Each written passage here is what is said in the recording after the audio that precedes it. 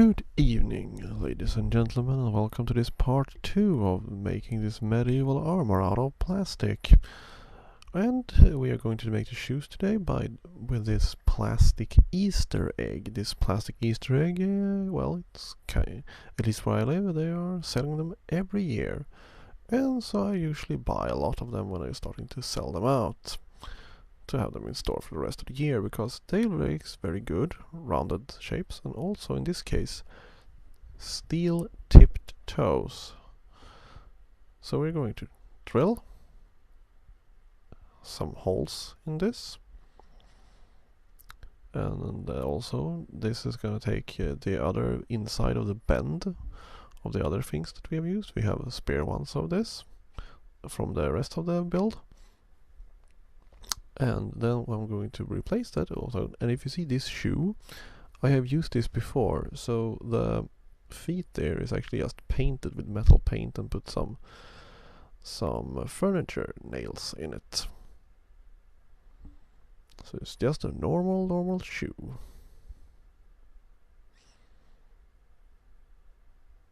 And you see here I'm cutting out the slots here, but I will put the elastic fibers. And now I have actually gone and spray painted overnight by black and silver. That's the whole armor is going to be painted with black and silver. And you see it's just pushing into the shoe there, and it will attach itself to it. That's why it's very good. It's gonna be a big thick rubber surface under it, so you can have a lot of space building it.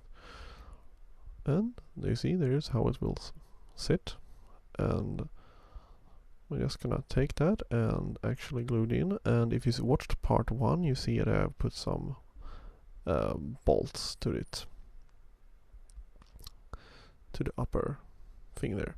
So that's it. That's the medieval shoe. You can put more stuff on it if you want to, but that's basically how you make very good armor, because you can... Hello! Now we are going to make painting on these metal shoes for my knight armor. So I will do 2 different ways of painting these things. So let's get started.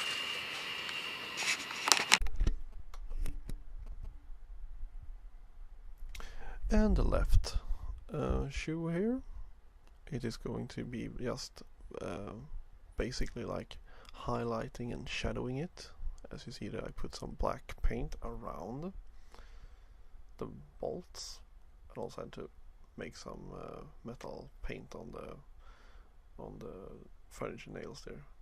And then it's gonna have some black and smeared it off on around it. And the other one is gonna do actually a surface color, which is gonna be rust. So first we take a very wet layer of rust, and after that we're gonna take a more like substantial with colors and just wipe it off gently. And now we're also gonna take and wipe it off to make some highlighting for it. So it's actually gonna be highlighted by its own metal color, because, and you see I'm making extra dents in the armor by just putting on metal colors there. It will look really good in camera, but in reality it will just look very strange. And so on. I'm going to make first a darker layer of brown paint and then a lighter layer. And it's very important to not stroke this by actually take the pencil and actually use the push it into the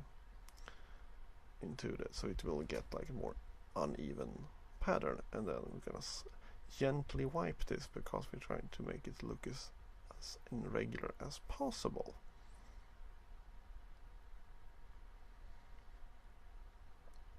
And after that we are going to take some black paint here, and the black paint is going to be very wet, because we want it to get into the cracks and all the dents and so on of the armor, so it will show more that it has been battle damaged. So the more newer versions you see here, that I usually do rust, but you could also use the brown paint to make it look like it's dirty, but rust is the key component into this build here.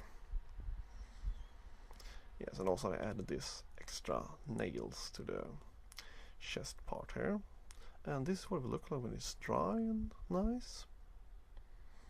And so, there we have a very cool looking old medieval armor. Completely in plastic and from most stuff that you can find around a house or in a hardware store. Well, I will say that thank you for watching, and I hope you have learned a bit. Also check out my sword tutorial. Thank you for watching.